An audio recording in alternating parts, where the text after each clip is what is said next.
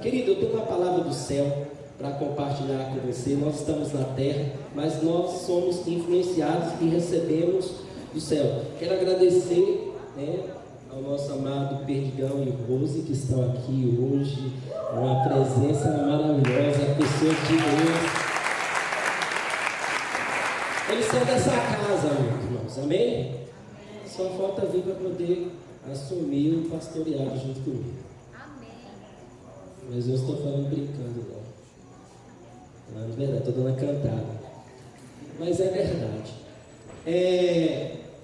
Queridos, hoje é uma noite especial por muitos motivos, né? Nós vamos ter a apresentação de crianças, nós vamos ter a entrega da conclusão, do seminário,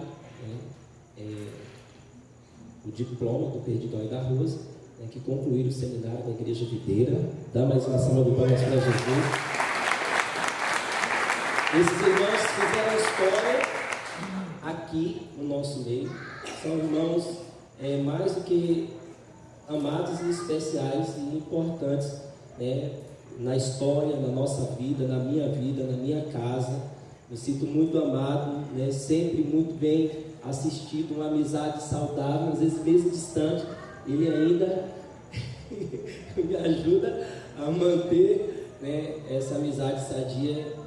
E eu posso dizer enriquecedora. Sempre é muito bom estar com irmãos como o Perdigão e como o Rosa, Então quero dizer que para mim é um privilégio, ter passado um tempo que Deus me deu o restante do privilégio de passar o resto da minha vida com vocês, sendo ovelhas e pastores nesse lugar. Mas deixa eu ministrar aquilo que Deus tem colocado no meu coração. Irmãos, é interessante que tem momentos que eu tenho muita coisa para falar, mas tem momentos que, por mais que você tenha toda uma Bíblia rica, com assuntos e temas infinitos, que eu posso assim dizer para você, na maneira de expor a palavra, de tocar em alguns aspectos, ainda assim às vezes a gente fica, sem um norte, uma direção. E quem é pastor sabe o que eu estou falando. Às vezes você prepara algo e você não ministra aquilo que você preparou. Às vezes você lê de tudo, estuda de tudo, mas você, quando chega ali no minuto, segundo tempo, o Senhor muda as coisas. E às vezes você é alertado pelo Espírito Santo a trazer algumas coisas, você estuda, de repente no meio da palavra o Senhor fala com você. E ontem eu estava ministrando para os jovens uma palavra muito poderosa, e eu percebo que a igreja ela também precisa entrar nesse ritmo, porque a nossa igreja é uma igreja jovem. Amém. Você não disse amém? Porque só depois dos 90 anos que vai começar a ficar de maior. O resto tudo é jovem. Quantos jovens nós temos aqui nessa noite? Jovem, querido, e jovem de espírito, jovem de coração, jovem de atitude, postura, de mentalidade, sabe? Jovens, sois fortes e tendes vencido o maligno. Nós, como igreja, somos uma igreja jovem, e nós somos chamados, querido, para vencer, para subjugar, e temos força, porque o Senhor nos dá a força, Ele é a nossa força. E Ele diz que maior é o que está em nós do que aquele que está no mundo. Jovens, sois fortes e tendes vencido o maligno. Constantemente nós temos força para vencer os ataques, contra-ataques, e para vencer os inimigos que se levantam contra nós. Nós somos jovens. Fala para o jovem que está do seu lado: você é um jovem de Deus, jovem santo, santo jovem. Aleluia. Receba vigor, receba vitalidade, receba alegria no seu coração, receba espontaneidade, receba força, garra, criatividade, sabedoria, motivação, inspiração. Receba isso na sua vida.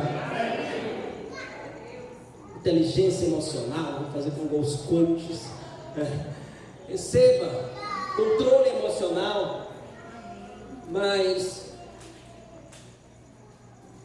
eu gostaria hoje, não como eu ministrei nos jovens, mas eu gostaria de compartilhar a mesma palavra, porque eu achei de uma importância muito grande, e hoje eu estou pensando em fazer dela em 2 momentos, né? Eu vou ministrar nesse culto e no próximo culto, né, que eu vou estar ministrando, eu vou estar concluindo essa palavra.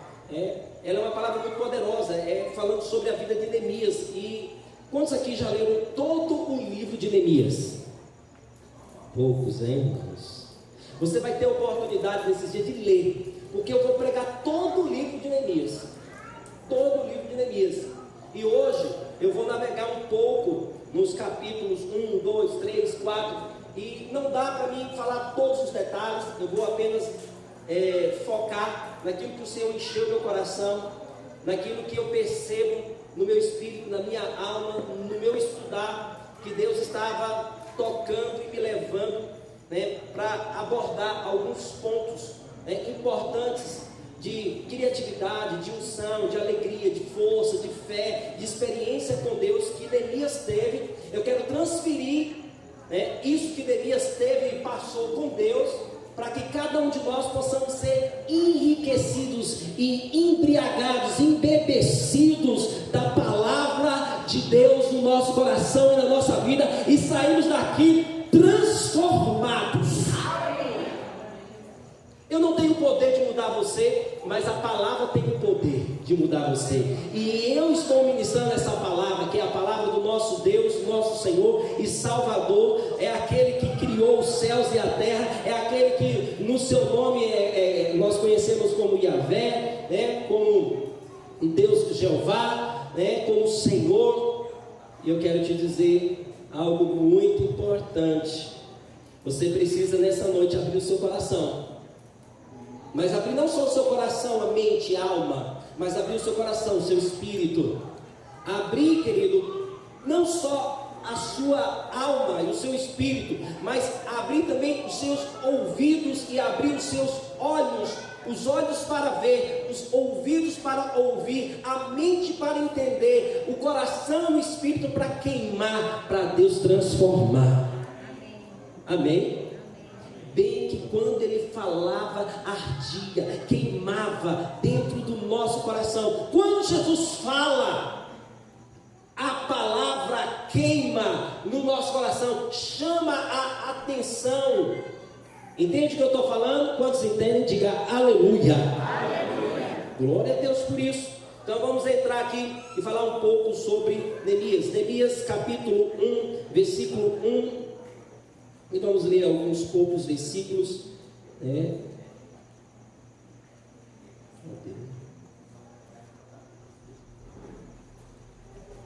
Neemias capítulo 1, isso aí. Ótimo, deixa eu ler aqui na minha para eu não ficar com o pescoço duro.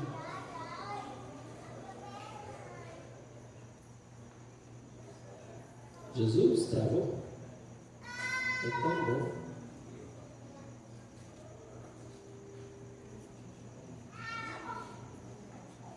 Calma aí, gente, o negócio aqui travou.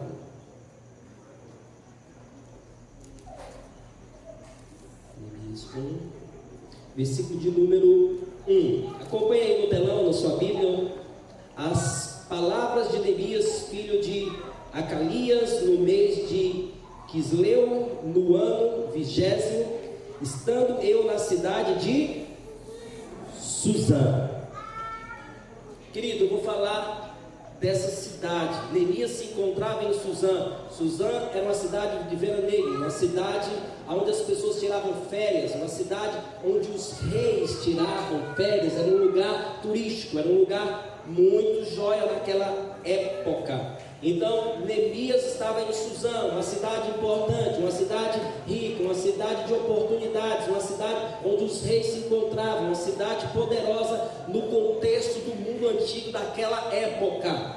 E estava ali então sob o domínio do império da Pérsia, que antes era o domínio da Babilônia, que depois a Pérsia veio e tomou o domínio de Babilônia, ficou o Império Persa. E nesse momento do Império Persa, em Suzã, uma cidade importante, tem um jovem chamado Ananias, que estava morando, residindo e trabalhando nesta cidade. Vamos entender isso? pouquinho de história bíblica para você. Então, veja o versículo de número 2. Número 2. Veio Anani, diga Anani, um de meus irmãos, com alguns de Judá. Então lhes perguntei pelos judeus que escaparam e que não foram levados para o exílio, e acerca de Jerusalém. Veja, querido, algo aqui poderoso. Ele pergunta, ele faz uma pergunta ao seu irmão Anani. Neemias, um jovem que mora numa cidade importante, que tem um emprego excelente, que tem uma influência, ele trabalhava com o rei, ele era copeiro do rei, ele era amigo do rei, ele estava no meio da realeza, da nobreza, ele estava no meio social e cultural muito importante naquele contexto. Era um jovem bem sucedido, ele tinha uma vida muito boa, um bom salário, bons amigos, boa amizade, um bom relacionamento, uma boa casa, um bom carro. Entenda que eu estou conjecturando, eu estou falando, aplicando como se fosse dos dias de hoje. Claro que lá não tinha carro, mas entenda o que eu estou a falar com você. Então, querido, nesse contexto onde Neemias se encontrava, um jovem abençoado, um jovem, como eu disse, rico, um jovem assalariado, com um bom salário, um jovem que tinha amizade, que tinha influência, que estava num lugar privilegiado, que tinha os seus sonhos sendo realizados, não lhe faltava nada, tudo lhe ia muito bem. Agora eu vou perguntar, querido, eu estou muito bem com o meu Deus? Eu estou muito bem, por mais que as coisas não estão do jeito que eu gostaria que estivesse, mas eu estou muito bem. Eu me sinto abençoado, eu me sinto muito agraciado pelas pessoas que me rodeiam, pelas pessoas que congregam nessa igreja, pelas pessoas que contribuem, pelas pessoas que ofertam, pelas pessoas que se doam, que se entregam, que se colocam como voluntários na obra de Deus. Eu agradeço ao Senhor por cada família, por cada jovem, cada criança, as criancinhas que vêm dançar aqui, as crianças lá da sua sala que eu não conheço, que elas nem aqui na igreja vêm. Eu me sinto muito abençoado. Eu me sinto um Neemias.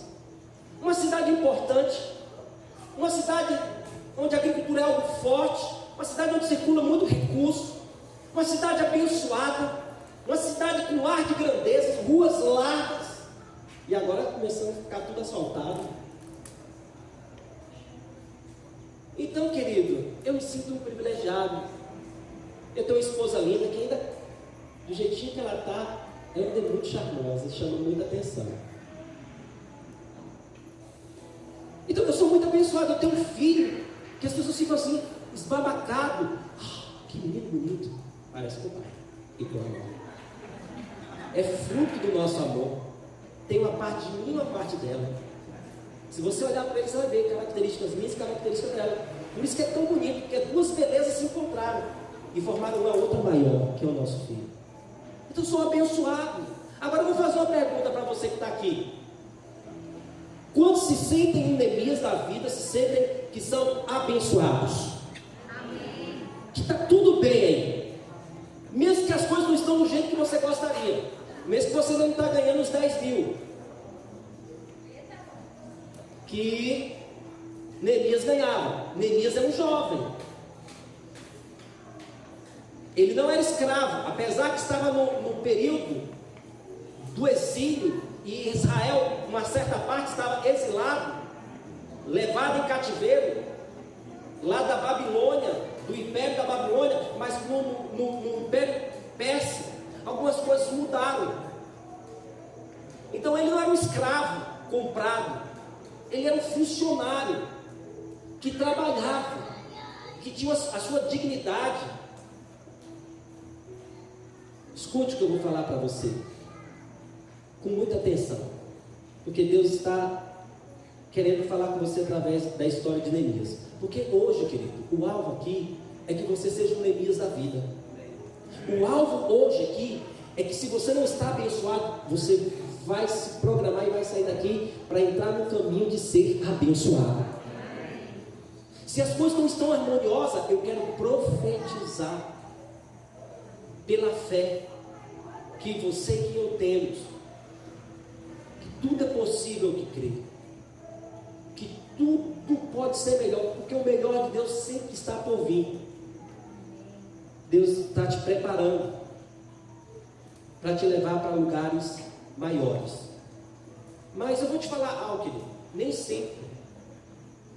Eu achei interessante uma conversa que eu tive semana passada ou foi essa semana? Não lembro. Foi semana. Que às vezes Deus nos dá algo, mas de repente a gente não tem mais aquilo que Deus deu. Aí você se questiona: será que foi Deus? Porque se Deus deu, Deus não vai tomar. Todo mundo sabe que eu tinha um carro. Eu disse e declarei que foi Deus que me deu. Mas de repente as coisas foram ficando difíceis para mim. E eu não consegui manter o carro. Eu tive que vender o carro. Aí foi Deus ou não foi Deus? Se foi Deus, eu tinha que vender. Mas aí, o que o Senhor começou a falar no meu coração? Ele me deu várias direções nesse período do carro. E eu não fui seguindo. E porque eu não fui seguindo, eu não fui tendo o resultado que era necessário para que eu tivesse a condição de manter, de sustentar e de pagar as parcelas do carro. E porque não segui essa direção, foi ficando um momento insustentável que eu tive que desfazer daquilo que Deus me deu. Porque eu não segui as outras direções. Porque Deus, querido, Ele fala sempre conosco. Ele não só fala hoje, Ele fala através de um livro, Ele fala através de uma leitura, Ele fala através de uma história, Ele fala através de um filme, Ele falou com o profeta através da mula. Ele falou, querido, com pessoas através de sonhos, de aparição de anjos, de seres espirituais, de experiência. No meio da sarça ardente, a voz de Deus falava com o homem. Aquela sarça queimava e não se consumia. Deus usa pessoas para falar conosco, usa situações para falar conosco, usa o meio mais poderoso, a palavra. Porque a palavra é uma pessoa. Por detrás de tintas e papel, tem uma pessoa se expressando, tem uma pessoa falando do seu comportamento, do seu caráter, da sua intenção, do seu desejo. Quando você lê a palavra e você ouve o que você está lendo, você mentaliza, você está ouvindo a opinião de Deus, você está ouvindo Deus de alguma forma, mesmo que você não perceba, não sinta, não veja. Mas a verdade é como Deus é como o ar, que você não vê, que você não pega, e que às vezes você não sente, mas você sabe que Ele está ali. Porque se Ele não tiver, você fica sufocado, você fica sem fogo, você morre. Mas deixa eu falar sobre Neemias. Ele perguntou: tem alguém lá em Jerusalém que não foram levados no exílio, cativeiro? Como é que estão os meus irmãos? Como é que está Jerusalém? Ele faz uma pergunta. Ele pergunta, mesmo tendo uma vida boa, ele está preocupado com Jerusalém. Ele está preocupado com os irmãos que estão em Jerusalém. Porque Jerusalém não ficou numa situação legal. A cidade, os muros, as portas da cidade, as pessoas que moravam lá, nem todos, ou a grande maioria, não estava legal. Veja, quando alguém pergunta algo, ele está se comprometendo. Ou então, querido, quando ele pergunta, se ele não quer se comprometer, ele vai dar uma má resposta e vai ficar indiferente àquilo que é responsabilidade dele. Vou te explicar. Deus é um Deus de perguntas? Sim ou não? Caim, cadê a Abel, teu irmão? Parece que Deus perguntou. Jesus chega para Saulo: Saulo, Saulo, por que me persegues? Hoje mesmo, Pedro. Não, veja, deixa eu falar algo para você, com muito amor. Quando Deus, Ele faz uma pergunta: Adão, Adão, o que fizeste, homem? Cadê você? Comeste da árvore que ordenei que não comesse, do fruto? Deus pergunta. Mas todas as vezes que Deus pergunta, Deus está te dando uma oportunidade para você se arrepender e para Ele te abençoar abundantemente. Amém. Deus pergunta para você: você quer continuar a sua vida do jeito que você está? Ou hoje você quer ser transformado em um Neemias de Deus? Amém. Essa é a pergunta de Deus para você hoje. Você quer sair da mesma forma que você entrou? Ou você quer de fato ter uma experiência de mudança de vida, de comportamento e ser alguém que se importa com pessoas? Sabe, querido, nós carregamos um isolouco. Isso não é chavão. Isso não é uma palavra religiosa. Isso é a expressão do coração de Deus. Porque depois de Deus, depois do Senhor, depois do Criador, não há nada mais importante do que as pessoas. Depois de Deus, a coisa mais importante são as pessoas. Então nós temos que cuidar melhor das pessoas da igreja. Nós temos que cuidar melhor uns dos outros. Nós temos que cuidar melhor da pastora, do pastor. Nós temos que cuidar melhor dos visitantes.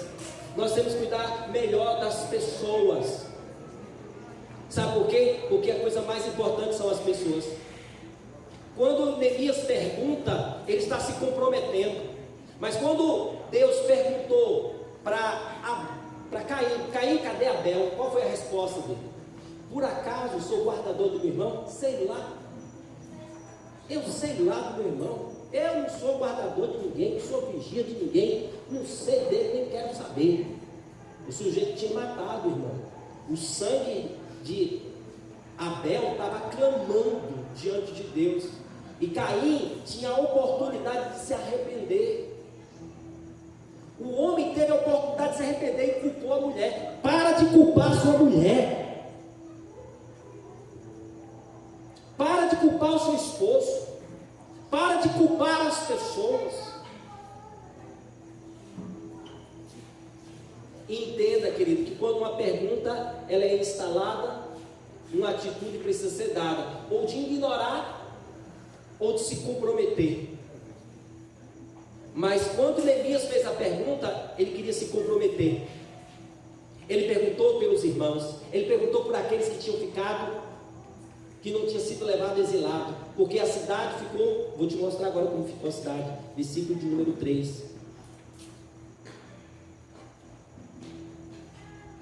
E perguntei pelos judeus, no versículo 2, parte B, perguntei pelos judeus que escaparam e que não foram levados para o exílio, acerca também de Jerusalém. Versículo 3, disseram-me os restantes que não foram levados para o exílio e se achavam lá na província, estão em grande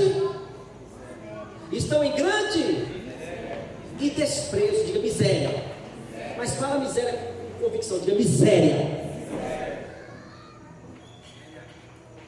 Estava em miséria e desprezo. Os muros de Jerusalém estavam derribados, as suas portas queimadas. Olha a situação, querido, dessa cidade. Mas agora você precisa entender que a cidade não é apenas algo construído de pedra ou um lugar de segurança. A cidade representa pessoas, porque quando Deus falou, eu amo a grande cidade de Nínive, não é que Deus amava a cidade, Deus amava as pessoas, é tanto que enviou o profeta Jonas para poder pregar arrependimento.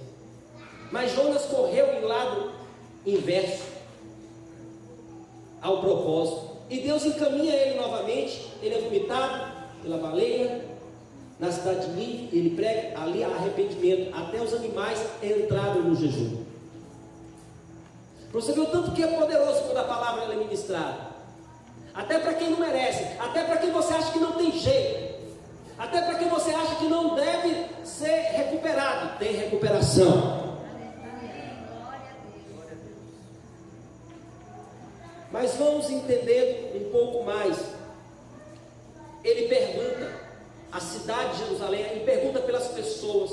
As pessoas se encontravam em desespero, se encontravam em miséria, se encontravam enclausulados, se encontravam endividados, se encontravam escravizados, se encontravam, sabe, querido, se vendendo como escravo, porque não tinha mais recurso para sobreviver e tinha que se vender como escravo. Olha a situação que esse povo de Israel, de Jerusalém, os irmãos de Neemias, porque todos nós somos irmãos em Cristo. Mas quantos irmãos, querido, diante da pandemia, talvez como no exílio, não conseguem vir mais no culto, não conseguem mais frequentar uma célula, não conseguem mais dizimar, não conseguem mais louvar o Senhor, não conseguem mais orar, não conseguem ter forças espirituais para se congregar, não conseguem congregar, estão como ovelhas sem pastor, desgarradas. Quantas pessoas dentro da igreja estão se perdendo, dentro da igreja, estão se perdendo. Talvez você que está me ouvindo, e pessoas do seu lado, você é cercado de pessoas no culto, cercado de pessoas na célula. Irmãos, hoje a gente vai quebrar toda a barreira, toda a barreira que nos impede de estar perto um do outro. Sabe por quê, querido? Neemias, ele perguntou e ele se comprometeu, porque ele não se queria saber. Sabe quando você chega em alguém para aconselhar ou para perguntar: e aí, irmão, como é que está? E você fala: estou mal, estou precisando de ajuda, eu não tenho nenhum gás para comer. O que você vai fazer? Você vai fazer como Caim? Por acaso eu que sustento a casa dele, vale. Você vai ser o Adão? Não tenho não, tem que ver se a mulher tem. Ou vamos pedir para o empresário que tem. Dois miseráveis. Presta atenção. Escuta, não estou chamando você de miserável não. Só entenda que a situação é miserável. Se a pessoa não tem gás e você não tem para dar, é dois miseráveis. Porque a situação é de miséria. Veja, ele se preocupa, ele se importa. E agora eu pergunto: se alguém falar que está mal, você vai se comprometer? Você vai se envolver? Você vai dar a sua vida? Você vai dividir a sua dispensa? Você vai orar? Você vai jejuar? Você vai se comprometer em trazer auxílio, ajuda, força? Você vai pagar o preço por aquela família, por aquela pessoa, por aquele indivíduo? Você vai dar a sua vida pelo seu irmão? Eis a questão. Neemias deu a vida dele. Neemias estava tudo numa posição bem top, como eu disse, tudo certinho. Depois dessa pergunta que ele fez para o irmão dele, olha o que ele fez. Capítulo 2, versículo número 17, versículo de número 18. Olha só o que ele fez. Meu Deus, me ajuda, papai. Já está dividido. Eu estou pensando que eu estão os 7 pontos, está no meio. Olha, capítulo 2, versículo de número 17. Quem achou, diga aleluia. O telão está aí, né? Então lhes disse: está vendo a miséria em que estamos? Jerusalém assolada e as suas portas queimadas. Vinde, pois, e reedifiquemos os muros de Jerusalém e deixemos de ser o pobre.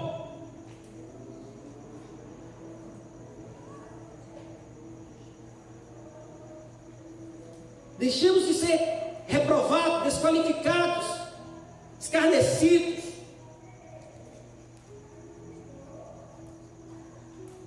Em reprovação, em desgraça. O pobre é isso. Tudo isso que eu falei, mais um pouco. Mas você já entendeu, então eu posso ler o versículo 18. E lhes declarei,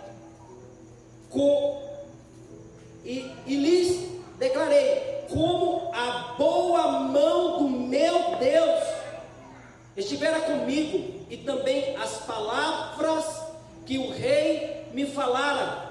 Então disseram: disponham-nos e edifiquemo-nos, e fortaleceram as mãos para a boa obra. Diga: as minhas mãos hoje, nessa noite, são fortalecidas para realizar, para executar, para fazer as boas obras. Neemias então faz uma convocação: vamos nos dispor, vamos nos colocar à disposição, vamos nos colocar na posição, vamos nos colocar na brecha, vamos, querido, restaurar os muros, as portas de Jerusalém.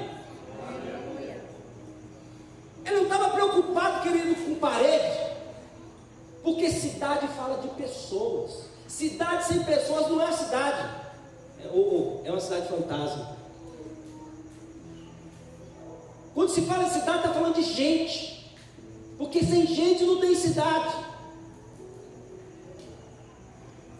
Ele estava preocupado, querido, com a honra, com a glória de Deus. Estava preocupado com as pessoas que estavam numa situação miserável, que estavam se vendendo como escravos, porque já tinham vendido todas as suas propriedades, já tinham gastado todos os seus bens e valores, já não tinham mais com que trabalhar, com o que ter. É a situação da pandemia. Tem gente que prosperou, empocou de ganhar dinheiro. Tem gente que até o que tinha perdeu. Tem gente de todo jeito. E lá em Israel também não foi diferente. Aqueles que não foram levados para o exílio, tinha pessoas de condição. Mas acredite, a maioria estava na situação miserável, sem casa. E como eu disse, que chegavam ao ponto de se vender um para o outro, porque não tinha o que comer. Olha, estou me vendendo como escravo, vou trabalhar para você pela comida. Olha a situação que Israel chegou. E Neemias, numa posição de privilégio, ele disse: olha, Deus me deu carro, Deus me deu condição, Deus me deu celular, Deus me deu internet, Deus me deu trabalho, Deus me deu salário, Deus me deu uma esposa bonita, um filho bonito, Deus me deu carro, Deus me deu, sabe, querido, um salário top. Então eu vou usar isso para tirar a galera lá da miséria, do opróbrio, do desespero, do medo enclausurado nas suas casas. Pessoas que não têm força de vir ao culto, que não têm força, que você liga para ele, ele fala que vem, e que vai estar, mas ele não vem, ele não está, ele não chega. Porque você precisa ir lá na casa dele e comer com ele, e trazer ele no colo como bom pastor que dá vida pela ovelha. E não pensa aqui, querido, que eu que vou ficar fazendo esse trabalho com todo mundo, não. Porque você que é o Neemias do Senhor. E a convocação está vindo do Neemias que está aqui pregando. Porque Neemias falou: disponha-nos para reparar os muros, para reconstruir a cidade, para reconstruir as casas, para consertar e ajeitar as portas.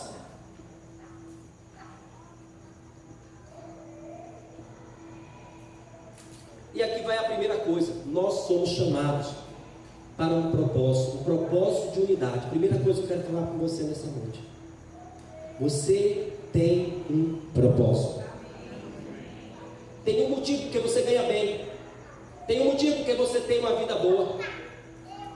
É para você tirar os outros da miséria. Tem um motivo, querido, porque você é bem sucedido. É para você amar Jerusalém. É para você amar os irmãos que estão em Jerusalém. É para você amar os irmãos, como eu disse, que não têm forças, que não conseguem mais, que estão longe. Sabe, pessoas que são difíceis. Nós queremos só aquelas que não dão trabalho. Glória a Deus, que todos esses estejam aqui. Mas que nós não possamos nos excluir de ajudar aqueles que são difíceis. Mas que venham mais que não dão trabalho. Que venham trabalhar, que venham com ferramenta na mão. Amém. Amém ou não amém, irmãos? Amém. Mas veja, você tem um propósito. Você tem uma chamada de Deus. Diga, eu tenho. Não, mas fala empolgado como um jovem. O jovem Neemias, amém? Vamos lá. Diga, eu tenho. Uma chamada. Um propósito de Deus na minha vida. Isso não pode ser chavão. Isso não pode ser religioso. Isso não pode ser uma pregação empolgada de alguém que está pegando fogo.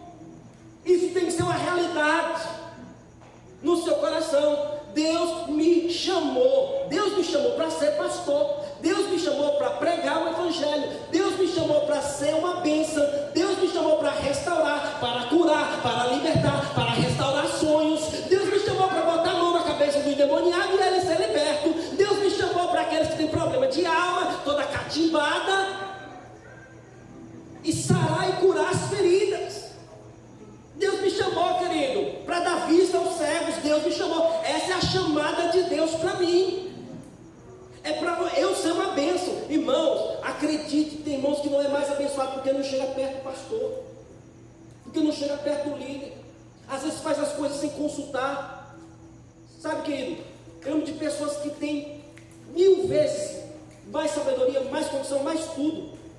Mas essas pessoas, quando estavam aqui, quando eu ia fazer um negócio, me procurava. Honrava a Deus, me honrava e recebia mais do que todos os outros.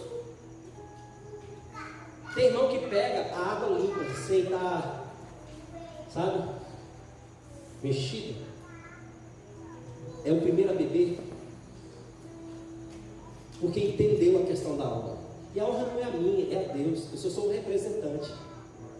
Porque quando você não vem a mim, você não está indo a Deus, não é a minha pessoa. Então nada comigo, não me importa se você vai fazer as coisas, não vai me consultar. O problema, vamos dizer assim, o problema é seu, mas deixou de ser abençoado, porque não consulta. Salomão, Deus falou, pede, ele foi consultar. Deus pede a Abraão, Abraão foi orar, foi meditar. Não seja desesperado, não saia fazendo as coisas. Consulte o homem de Deus. Na multidão,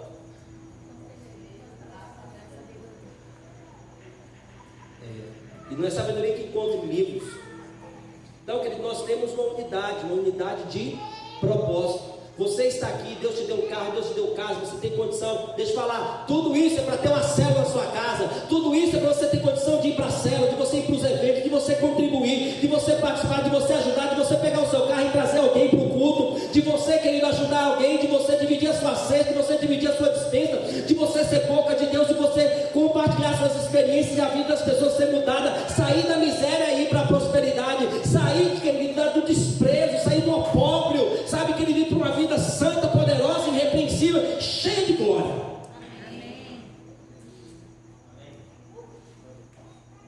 Eu não quero dinheiro para mim só, porque se for só para mim, eu quero que Deus não me dê, mas eu quero que Deus me dê muito, muito, porque eu já tenho dado, até do que eu não tenho eu dou.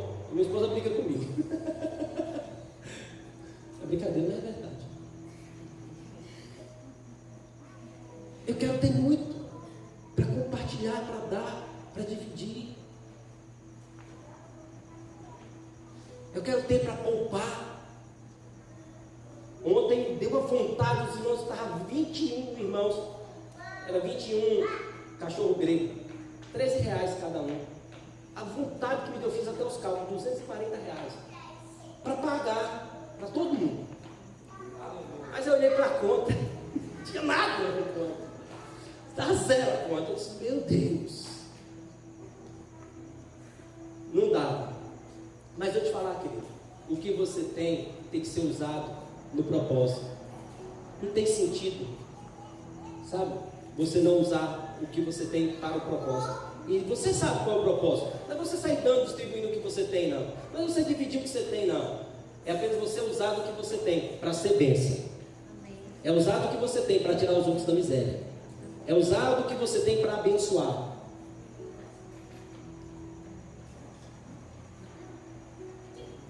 Capítulo 2, versículo de número... Capítulo 3, versículo de número 1. 3, versículo 1. Então se dispôs Eliasabe, o sumo sacerdote, com os sacerdotes, seus irmãos, e retificaram as portas das ovelhas. Diga, portas das ovelhas. Portas das ovelhas. Consagraram-na, assentaram-lhe portas e continuaram a reconstrução até a torre do Sem e a torre de Ananel. Junto a ele edificaram os homens de Jericó. Também ao seu lado edificou Zagum, filho de Erim, e os filhos de Azenã edificaram a porta do peixe. Diga, porta do peixe. Porta do peixe.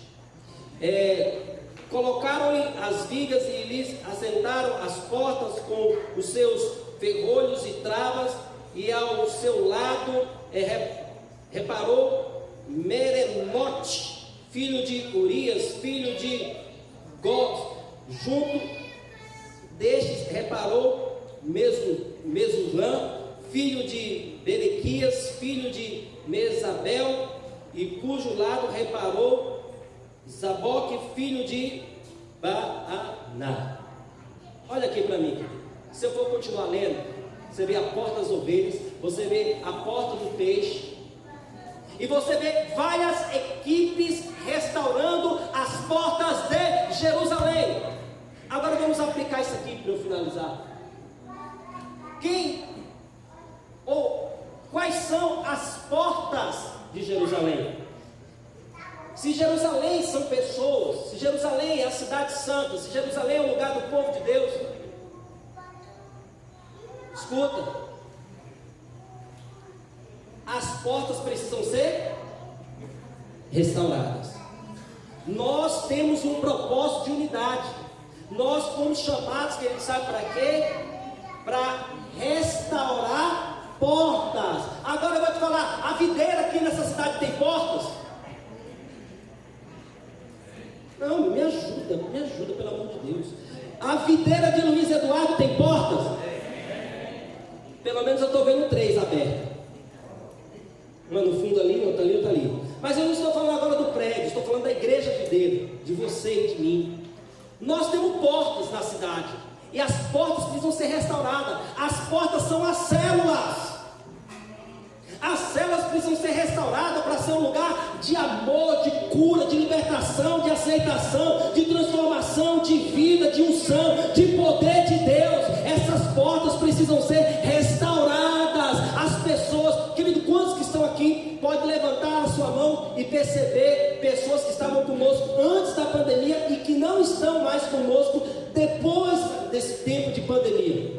Quantos podem testificar aí que tem pessoas faltando, que você conhece pessoas que não estão mais no nosso meio? E eu não estou falando dos que saíram, eu estou falando daqueles que se perderam nesse exílio do Covid, da pandemia, de pessoas, querido, boas, que se perderam, que não tiveram forças, mas não teve ninguém para interceder ou para perguntar como você está. E não é ligar cobrando, é ir lá fazer uma visita e perguntar: e aí, o que está acontecendo? O que você precisa, meu amado, minha amada? Eu estou aqui me colocando na brecha para reparar, sabe, os muros destruídos da sua vida, da sua casa, das suas emoções. Eu estou aqui para restaurar e reconstruir a sua casa. Eu estou aqui para abrir as portas. Eu quero dizer que eu sou a porta para você voltar para a igreja. Eu sou a porta para você ser mais abençoada. Eu sou a porta de Deus para falar na sua vida. Eu sou a porta de Deus, eu sou a mão de Deus para te resgatar e te trazer de volta.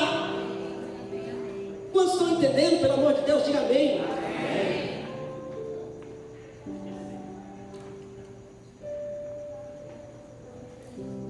Havia equipes restaurando.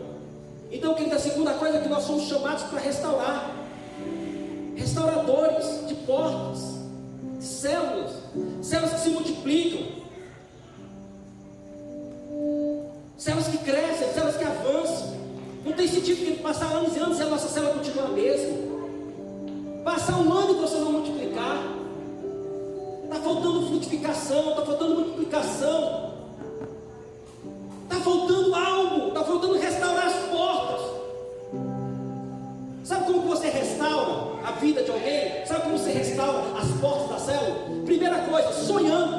sendo um sonhador que sonha, mas um sonhador que também ressuscita os sonhos de quem já não tem mais sonho. Martin Luther King disse, né? I have a dream. Eu tenho um sonho. Eu tenho um sonho, querido.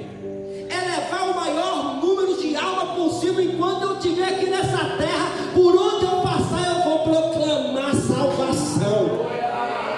Eu quero igreja cheia, igreja transbordando. Eu quero que isso aqui fique pequeno. Eu quero que esse outro prédio fique pequeno. Eu quero que essa cidade fique pequeno. Eu quero, sabe, querido, dezenas, centenas de pastores sendo formados, jovens que vão ser enviados para a região oeste da Bahia. Eu preciso disso. O meu sonho é líderes, é pastores, é ordenar pastores. O meu sonho é que a igreja cresça. Eu tenho um sonho. Mas qual é o seu sonho? Eu tenho um sonho de ter o melhor aparelho, de ter o melhor clima, de ter ar-condicionado aqui no 20. Você bater os dentes. De pessoas que você vai entrar na igreja, pessoas que andam, é tudo de carro automático. Porque Deus tem abençoado tanto que você vai andar assim. E se você não almeja, começa a sonhar pelo menos. Compra um chaveiro do carro que você quer, do Corolla, e põe na sua calça e fica profetizando. Você está no mundo, você está de bicicleta, mas você profetiza. Aqui é a Honda 150, 160. Aqui é o meu Corolla. Você está de mundo, sem ar-condicionado. Você imagina o Corolla.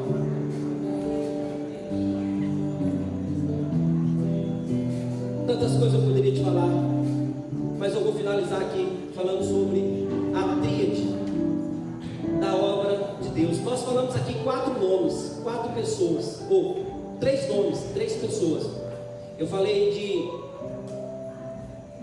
Eliasido, Zaru e Menemote, nos versículos 1 do capítulo 3 até o 4.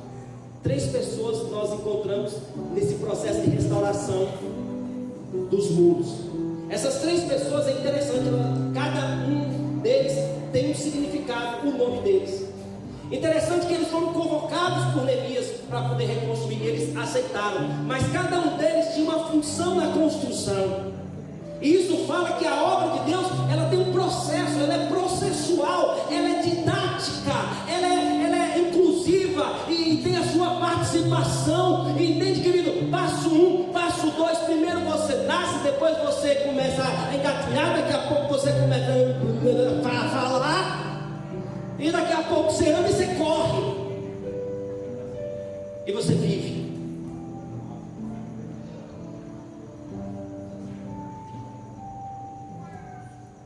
Três nomes, 3 pessoas. Isso fala de como a obra de Deus deve ser feita. Vou te falar como a obra deve ser feita. Primeira coisa que eu falei para você, eu falei que nós temos uma unidade no propósito. Todos nós temos um propósito, temos que ter unidade nesse propósito. Segundo, eu falei que nós somos chamados para sermos restauradores de brechas, de consertar portas, de levantar cidades, de construir e libertar pessoas, de proclamar o Evangelho, de ser boca de Deus, de ser bênção, de tirar as pessoas da miséria e do opróbrio, e não aceitar que seus irmãos sejam escravizados por vícios, escravizados, sabe, pela indiferença, serem engolidos, exilados pelo Covid e pelos efeitos dessa pandemia. Me recuso a viver assim. Olha, querido, o primeiro nome simboliza Deus restaura. Diga comigo, Deus restaura. A obra de Deus é feita por restauração. Deus, Ele quer restaurar as vidas, Deus quer restaurar as famílias. A obra de Deus, o processo, o passo, a didática é restaurar pessoas, é restaurar famílias, é restaurar relacionamentos, é restaurar, sabe, querido, a autoestima, é dar emoção, criatividade, unção, poder para as pessoas, é restaurar. Diga, eu sou um restaurador.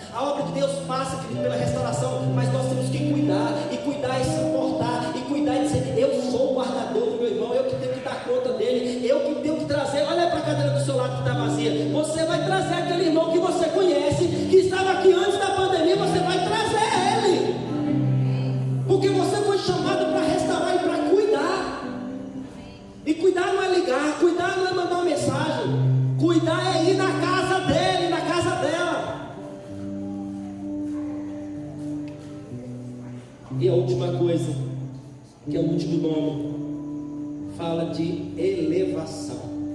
O significado do nome, desse nome complicado aqui, Menemote. Vou falar na linguagem hoje, upgrade. Todo mundo gosta de, vou dar um passo, eu vou subir de nível, eu vou mudar de patamar, eu vou para o pote, eu estava em terceiro, agora eu vou para o primeiro. Quantos estão entendendo? A obra de Deus tem que ter restauração, a obra de Deus tem que ter cuidado, amor, atenção, a obra de Deus tem que ter